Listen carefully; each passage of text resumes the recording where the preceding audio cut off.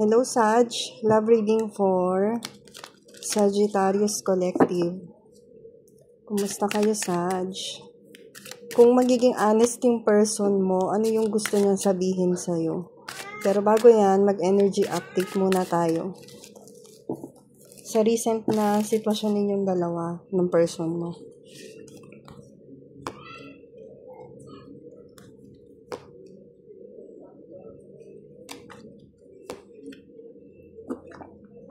Sa recent, meron kayong hinihil na attachment sa recent past ninyo.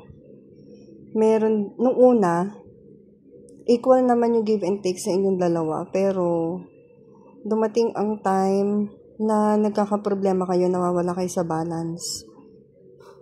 So, merong isa na mas nahihirapan sa inyong dalawa. Merong isa na mas into low vibrational activities, mga bisyo na sa sense ko dito. So, yun yung gustong mahil ng mga Sagittarius ngayon. Pwedeng mga masasamang ugali. Yun mga napipick up ko dito ngayon, guys.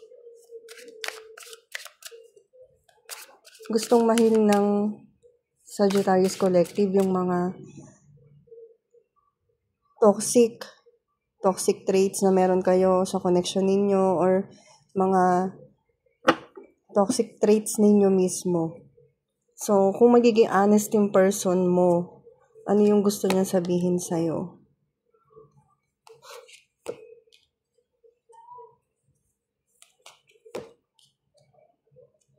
Gusto ng person mo na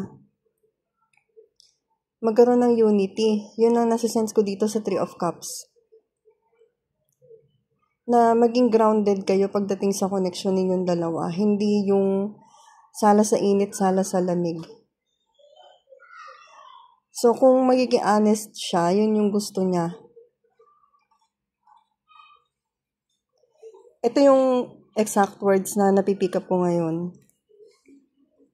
Pwede bang maging consistent ka para maging okay ang lahat?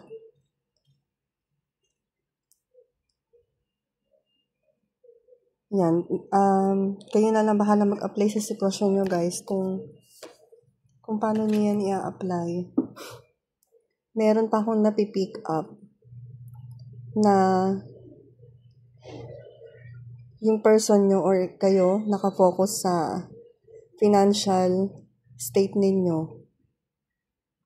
So, pagdating sa cups, sa emotions, walang consistency doon kasi nga ang focus ay yung material na bagay, yung sa finances, pero wala namang masama doon. Baka yung person nyo nangihingi ng balance. So, kung palaging ganito yung nararamdaman niya, ano yung possible na outcome nito?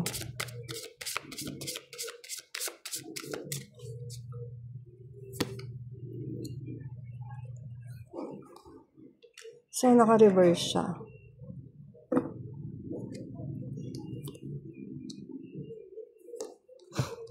Kung palagi siyang ganyan,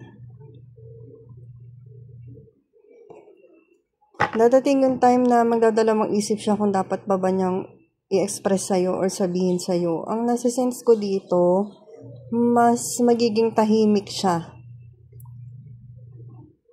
Kung palagi siyang ganyan. Magfo-focus na lang din siya sa mga bagay na ginagawa niya.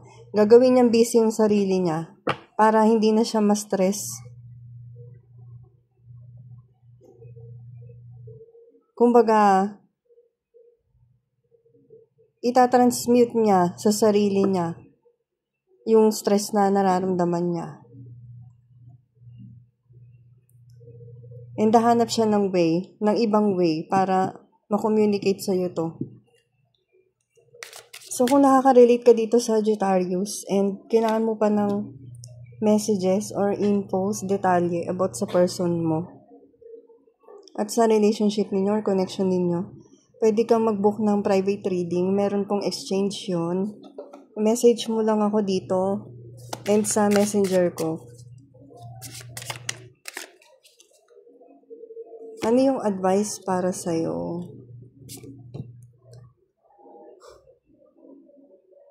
Ang advice para sa'yo, huwag mong i-abandon yung opportunity na meron kayo ng person mo. Huwag mo rin i-abandon ang ibang opportunity na meron ngayon sa present reality mo. So, in short, matuto kang magbalanse, Sagittarius, ng loss at ng new opportunities na dumadating sa'yo. So, thank you, Sagittarius.